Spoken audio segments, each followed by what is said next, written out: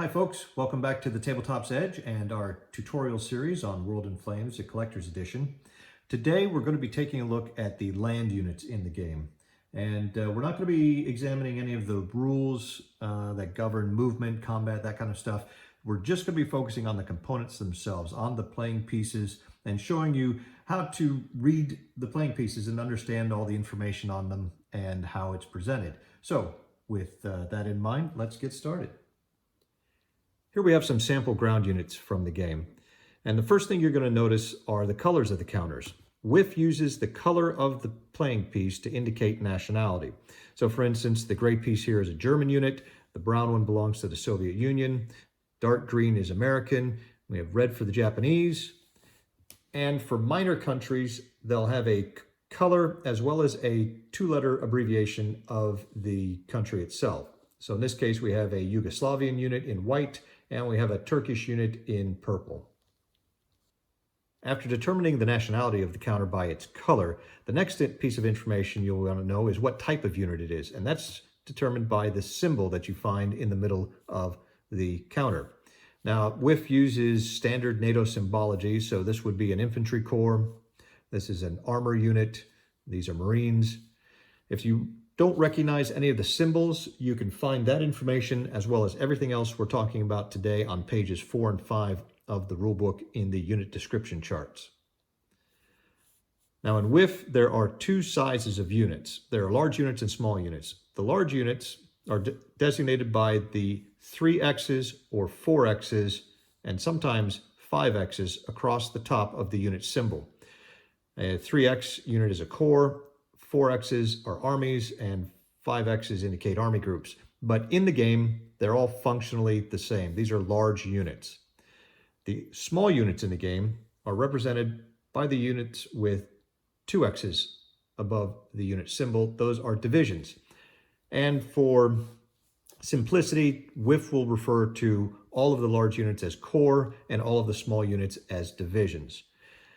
This comes into play with stacking. The stacking limits in the game are 2 large units or 2 corps, and you can have a third unit as long as it's a small unit or a division. So 2 corps and 1 division is the maximum stacking in a hex, or any combination thereof. You could put 3 divisions, you could put 1 corps and 2 divisions, you get the idea. And you'll see off to the left of the unit symbol is some writing. This is simply the historical unit identification for that particular piece. It has no effect on gameplay. It's there purely to add some historical flavor and chrome to the game. Now, just below the unit symbol, you'll see 2 numbers on the front of the counters. The number on the left is the combat factors, which is used anytime the unit engages in combat, and to the right is the movement allowance, which will determine how far the unit can move. You'll also note that these factors are printed in white or black. The units where they're printed in white, you will also see the unit symbol filled with white. The difference between the 2 units is that the white print units are considered elite units in the game, and when they are face down and out of supply, they will defend with 3 factors, combat factors, instead of their normal printed value. The black print units, when they are face down and out of supply, they only defend with a value of 1.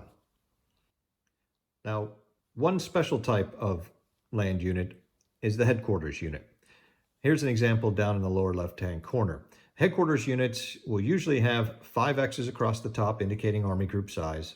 They'll also have the nation's flag in the center of their unit symbol, and the easiest way to tell their headquarters is they have a third value on the front of the counter. In this case, it has 6 combat factors and a movement allowance of 2. The number in the middle is the reorganization value, and that reorganization value is going to be used for a number of things, and we'll talk about that when we get to those rules in a future episode. Now, all of the units in World in Flames are printed both front and back, and we're taking a look at the back of the land units right now. You'll see the unit symbol, and above that is a year.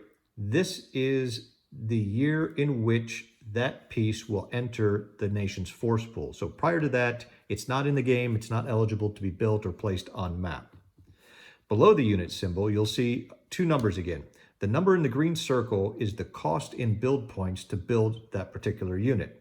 So you can see here, typical infantry corps cost 3 build points, whereas an armor corps will cost 6, Marines 5, etc. The number in the white circle with the little tick marks tells you how many turns it takes that unit to be built. Again, infantry, 2 turns to be built, armor, 4 turns, headquarters, 3 turns. And as a quick reminder, you can see that they have printed the white print unit symbol filled with white while it's face down, reminding you that it has a different defense value when it's out of supply versus a regular black print unit. I want to talk about some of the specialty units that the deluxe version will add to World in Flames. First one we're going to talk about is artillery. You see that here on the left-hand side. This French unit, again, it has the historical designation. This represents the famous French 75s. It is a division-sized unit with the artillery symbol, and it has the 2 factors. You see the movement allowance, and the combat factor has a gray circle around it. Anytime you see a unit with a gray circle around it, it's going to be an artillery unit, and that indicates that these factors are used as normal combat factors if it attacks or defends like any other unit. However, you can also use these factors to bombard an adjacent hex. And we'll get into that with the combat. But just for now, you want to recognize that a gray circled factor indicates it's an artillery unit. Next to that is an anti-tank unit, which is a form of artillery. You'll see it's also a divisional sized unit. In this case, we have some Italian 75mm anti-tank guns here. And the combat factor in this case is circled with a pink circle. This indicates that the combat factors of this unit are doubled whenever it is defending against an attack that contains either an enemy armor or mechanized unit or an armored headquarters. Next to that is another type of anti-tank unit, but you can see the factor is circled in red. And what this means is that these factors, not only are they doubled on defense against armor units and mechanized units like this anti-tank unit, but these factors are also doubled when it attacks any defending hex that contains an armor unit, a mechanized unit, or an armored headquarters unit. Over to the right here is a flak unit. Now this number has its combat factor in light blue. Might be a little hard to see there. This is never used in ground combat. This is only used when it shoots anti-aircraft fire at aircraft. And lastly, we have a few units that are included when you use the Territories in Flames expansion. First on the left is a territorial unit, which is indicated by the T in the middle of the unit symbol, and it will also have the territory that it belongs to on the left-hand side. Next to that, we have a Chinese warlord, denoted by a W in the center of the symbol, and it will have the city that the warlord is based on down the left-hand side. And then finally, we have city-based volunteers. These are units that are eligible to be placed in your force pool whenever you control the city that is listed on the top of the unit on the back of the counter. So in this example, when the Germans control Vienna, they will be eligible to place this militia unit into their force pool. And you can see it is an SS unit. The SS units in World in Flames are in black color. And the reason you've got red combat and movement allowance down here is that the black obviously wouldn't show up on black, so they've used red. So when you see a red factor, it's the same as a black print, not a white print unit. And that's it for the ground units. You should be able now to read and understand the information on any of the ground units you come across in the game. For our next episode, we're going to take a look at the air units, and then following that episode, we'll get into the naval units. So thanks for watching today, and we'll see you next time.